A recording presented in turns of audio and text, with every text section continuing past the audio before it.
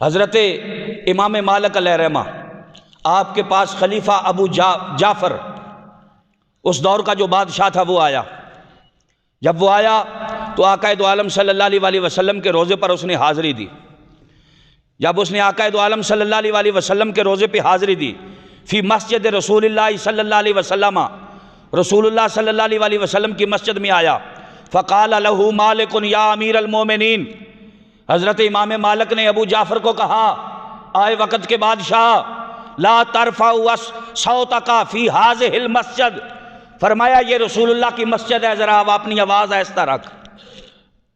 یہ حضور کی مسجد ہے، یہاں آ کر اپنی آواز آہستہ رکھ. تیرا تخت شاہی یہاں نہیں ہے، یہ تیرا دار الخلافہ نہیں ہے، یہ تیرا شاہی محل نہیں ہے، یہ تیرا شاہی دربار نہیں ہے. تو بادشاہ ہے تو بار کا بادشاہ ہے. یہ میرے نبی کی مسجد ہے، یہاں رسول اللہ کا میزار ہے، یا میرے آقا دو عالم صلی اللہ علیہ وسلم تشریف فرما ہے. اگر یہاں آتا ہے تو اپنی آواز کو ایسا رکھ. لا ترفع صوتک فی مسجد ھذا المسجد، فرمایا رسول اللہ کی مسجد میں اونچی آواز نہ کر، رسول اللہ کی مسجد میں اونچی آواز نہ کر.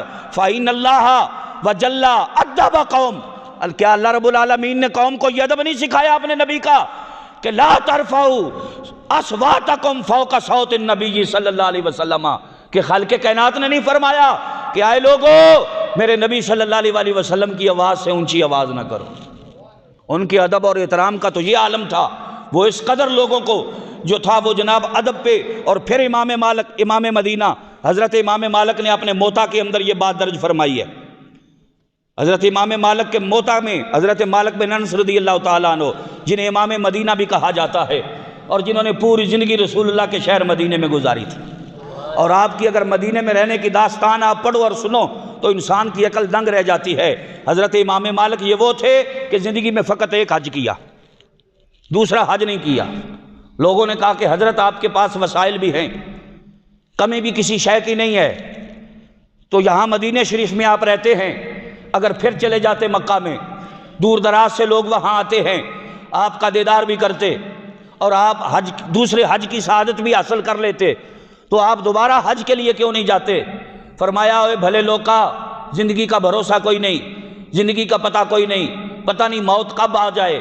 تو میں نے دعا مانگی ہے اللہ سے، میں مدینے میں مرنا چاہتا ہوں. میں اس خوف سے دوبارہ حج پہ نہیں گیا کہ کہیں راستے میں مجھے موت نہ آ جائے. ہم نے مرنے کی مدینے میں دعا مانگی ہے، میں نے مدینے میں مرنے کی دعا مانگی ہے. اور کئی دن جو تھے آپ قضائے حاجت کے لیے نہیں جاتے تھے، اتنا تھوڑا کھاتے کہ 2-3 دن کے بعد آپ قضائے حاجت کے لیے جاتے. اور جب قضائے حاجت کے لیے جاتے تو بالکل حرم مدینہ سے باہر جاتے. جس طرح مکے کے حرم کی حد ہے، اسی طرح مدینے کے حرم کی بھی حد ہے. آپ حرم مدینہ سے باہر جاتے اور جب باہر جاتے تو بالکل آہستہ چل کے جاتے، اور جب واپس تشریف لاتے تو بڑی سپیڈ کے ساتھ دوڑ لگا کر آتے. تو کسی نے پوچھا حضرت یہ کیا طریقہ آپ کے چلنے کا ہے؟ جب جاتے ہو تو ایسے چلتے ہو کہ جیسے آپ سے قدم ہی نہیں اٹھایا جا رہا، لاغروں کی طرح، کمزور لوگوں کی طرح بالکل ایسا چل کے جاتے ہو. اور جب واپس تشریف لاتے ہو تو اتنی آپ کی سپیڈ ہوتی ہے کہ کوئی گھوڑا بھی آپ کا مقابلہ نہیں کر سکتا. اس کی وجہ کیا ہے؟ اتنا آہستہ جانا اور اتنی سپیڈ سے واپس آنا. آپ فرمانے لگے کہ اصل بات یہ ہے کہ جب میں جاتا ہوں تو میرے دل میں خیال یہ آتا ہے کہ میں رسول اللہ کے حرم سے باہر جا رہا ہوں، کہیں ایسا نہ ہو مجھے موت نہ آ جائے. تو میں یہ چاہتا ہوں کہ اگر میں مروں تو مدینے کے حرم میں مروں، حدود مدینہ میں مروں. اور جب واپس آتا ہوں تو اس وقت میری کوشش یہ ہوتی ہے کہ جتنا رسول اللہ کے روزے کا قرب مجھے مل جائے اتنا ہی میرے لیے سعادت کی بات ہے. تو وہ تھے حضرت امام مالک، اتنے بڑے عاشق رسول، اتنے بڑے محدث حضرت امام مالک علیہ رحمہ. امام شافعی جیسے بزرگ جن کے شاگرد تھے حضرت امام مالک کے. حضرت امام شافعی نے آپ مکہ شریف کے رہنے والے تھے، قریش خاندان سے آپ کا تعلق تھا. آپ نے یہاں امام مالک کی تعریف سنی تو امام شافعی جو تھے وہ یتیم تھے، تو لوگ حج کے لیے آتے تو ہر سال جب لوگ حج کے لیے آتے تو حضرت امام شافعی، آپ جوان تھے، آپ چلے جاتے ان حجیوں کے پاس عرفات کے میدان میں، اور لوگوں سے پوچھتے رہتے یار کوئی مدینے سے بھی آیا ہے، کوئی مدینے سے بھی آیا ہے؟ تو ایک مرتبہ ایک قافلے سے ملاقات ہو گئی، انہوں نے کہا جی ہم مدینے سے آئے ہیں۔ فرمایا اگر تم مدینے سے آئے تو امام مالک کو تو جانتے ہوگے؟ فرمایا ضرور، کیوں نہیں جانتے، انہیں جانتے ہیں، ان کی زیارت بھی کرتے ہیں، ہم ان کے درس میں بھی شرکت کرتے ہیں، اور کئی بار ہمیں سعادت نصیب ہوئی ہے، ان کے پیچھے نماز بھی پڑھتے ہیں۔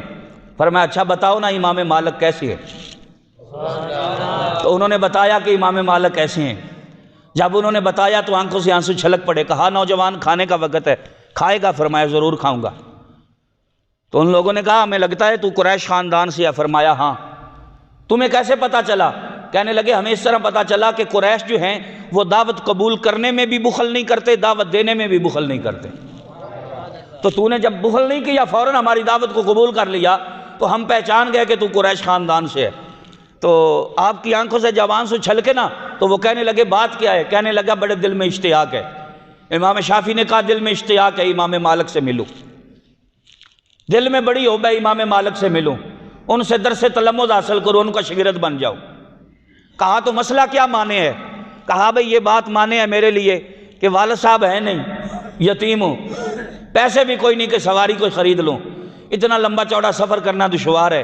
وہ کہنے لگے پریشان نہ ہو، ایک آدمی آ رہا تھا ہمارے ساتھ حج پہ، تو راستے میں اس کا وصال ہو گیا ہے، اس کی سواری خالی ہے، ہم تجھے اس پہ بٹھا کے لے جائیں گے۔ حضرت امام شافعی آ گئے مسجد نبوی شریف میں۔ جب وہ لوگ واپس گئے اس قافلے کے ساتھ، جب آئے تو دیکھا امام مالک کا حلقہ جو درس ہے وہ چل رہا ہے، اور آپ اپنی مسند پہ بیٹھ کے درس حدیث دے رہے ہیں۔ آپ بیان بھی فرماتے تھے، ساتھ لکھواتے بھی تھے اپنے طلباء سے۔ تو آپ کے جو طلباء تھے وہ قلم سیاہی لے کے بیٹھے ہوئے تھے، لکھ رہے تھے۔ تو حضرت امام شافعی چونکہ پردیس سے آئے تھے، اتنے پیسے نہیں تھے کہ کوئی قلم وغیرہ خرید لیتے یا سیاہی خرید لیتے، تو آپ بھی بیٹھ گئے پیچھے، درس آپ کا جہاں آخری لوگ بیٹھے تھے وہاں حضرت امام شافعی بھی بیٹھ گئے۔ جب وہاں بیٹھ گئے تو آپ نے نیچے ایک تنکا پڑا تھا اس کو اٹھا لیا۔ جب حضرت امام مالک حدیث بیان فرماتے تو امام شافعی اس تنکے کو اپنی زبان لگاتے اور اپنے ہاتھ کی ہتھیلی پہ لکھتے، ایسے آپ لکھتے۔ تو جب درس ختم ہوا تو آپ نے فرمایا بھئی نماز کا وقت ہونے والا ہے تو نماز کی تیاری کرو، جن لوگوں نے تازہ وضو کرنا ہے وہ تازہ وضو کر لو۔ حضرت امام شافعی بیٹھے رہے تو حضرت امام مالک نے بلا لیا، کہا بیٹا کہاں سے آئے ہو؟ حضور میں مکے سے آیا ہوں۔ تو آپ کو پتہ نہیں ہے کہ اساتذہ کے سامنے کیسے بیٹھا جاتا ہے؟ کہا استاد جی آپ بیان فرمائیں، کیا کمی ہو گئی مجھ سے؟ تو کہا بیٹا کیا یہ طریقہ ہے حدیث مبارکہ کے لکھنے کا کہ آپ نے زمین سے تنکا اٹھایا، اس پر اپنی زبان لگائی، پھر ہاتھ کی ہتھیلی پہ لکھا؟ تو آنکھوں میں نم آ گئی۔ کہا استاد جی پیسے کوئی نہیں نا میرے کو پاس کہ میں دوات لے لیتا اور قلم لے لیتا اور سیاہی لے لیتا، تو میں کسی کاغذ پہ لکھ دیتا۔ بس بات یہ ہے کہ آپ نے جتنی حدیثیں بیان کی ہیں نا وہ ساری کی ساری میں نے اپنے دل پہ لکھی۔ آپ یہ سمجھتے تھے میں ہاتھ پہ لکھ رہا ہوں، استاد جی ہاتھ پہ نہیں، میرا اللہ جانتا ہے میں نے وہ ساری حدیثیں اپنے دل پہ لکھی ہیں۔ تو امام مالک نے فرمایا پھر کوئی ایک حدیث سنا دے۔ حضرت امام شافعی نے جتنی حدیثیں امام مالک سے سنی تھی پہلی سے لے کر آخری تک اسماء اور رجال کے ساتھ اور صحیح متن کے ساتھ وہ ساری کی ساری حدیثیں وہاں بیٹھے بیٹھے آپ کو سنا دی۔ تو جن کے شاگرد ایسے ہوں گے اندازہ کرو وہ استاد کیسے ہوں گے۔ وہ حضرت امام مالک رحمۃ اللہ علیہ، وہ حضرت امام مالک رضی اللہ تعالیٰ عنہ، یہ موطا امام مالک میرے پاس پڑا ہے، اور حضرت امام مالک 179 ہجری کے اندر آپ کا وصال ہوا ہے۔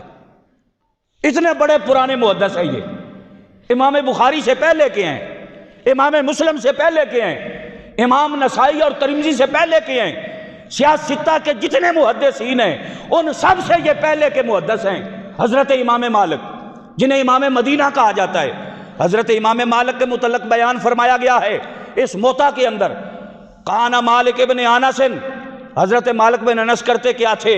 اذا اراد ان یجلس للحدیث، جب آپ یہ ارادہ کرتے کہ میں درس حدیث کے لیے بیٹھوں، جب آپ مسند حدیث پہ بیٹھنے کے لیے تشریف لاتے تو آنے سے پہلے اغتسلا، آپ پہلے غسل کرتے، درس حدیث دینے سے پہلے آپ جب آپ اپنی حدیث کی مسند پہ آتے تو حدیث کی مسند پہ آنے سے پہلے اپنے شاگردوں کو حدیث شریف پڑھانے اور سنانے سے پہلے اغتسالہ حدیث کے ادب میں، حدیث کے احترام میں، حدیث کی تعظیم میں، حدیث کی توقیر میں، حدیث رسول سے محبت کی وجہ سے، ادب اور احترام کی وجہ سے اغتسالہ آپ پہلے غسل فرماتے، وتبخرا اور لباس فاخرہ زیب تن فرماتے، جو سب سے چنگا جوڑا ہوتا تھا، جو سب سے سونا جوڑا ہوتا تھا، جو سب سے قیمتی لباس ہوتا تھا، جو سب سے اچھا لباس ہوتا تھا، آپ وہ لباس اپنے زیب تن فرماتے،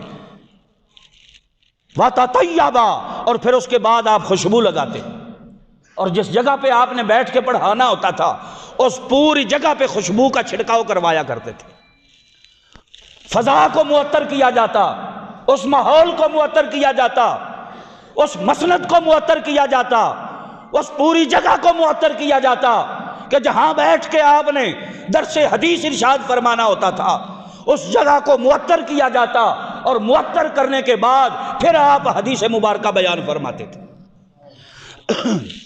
اور پھر اگر آپ کے درس حدیث کے اندر فَإِن رَفَعَ أَحَدٌ صَوْتَهُ فِي مَجْلِسِهِ، آپ کی مجلس میں اگر کوئی اونچی آواز سے بات کرتا، اگر کسی کی اونچی آواز نکلتی تو زجرہ، آپ اس کو تنبیہ فرماتے اور اس کو جھڑکتے اور اس کو تنبیہ کرتے، فرماتے خبردار تجھے شرم نہیں آتی کہ میں حضور کی حدیث بیان کر رہا ہوں اور تو اونچی آواز سے بات کر رہا ہے؟